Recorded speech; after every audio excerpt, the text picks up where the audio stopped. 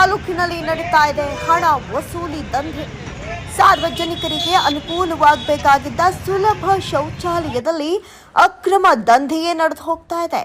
ಸಾಕ್ಷಿ ಸಮೇತ ದೂರು ಕೊಟ್ರೆ ಉಡಾಫೆ ಉತ್ತರ ಕೊಡ್ತಾರೆ ಅಧಿಕಾರಿಗಳು. ಈ ಲೂಟಿ ದಂಧೆಯಲ್ಲಿ ಶಾಮೀಲಾದ್ರ ಹಾಗಾದ್ರೆ ಅಧಿಕಾರಿಗಳು ಅನ್ನುವಂಥ ಅನುಮಾನ ಕೂಡ ಕಾಡ್ತಾ ಇದೆ.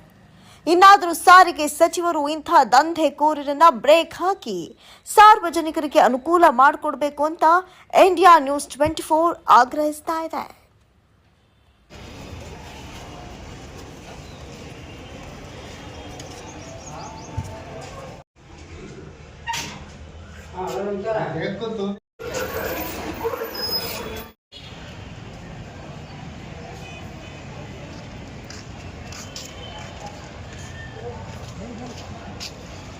₹10 है हर एक जगह बाथरूम का।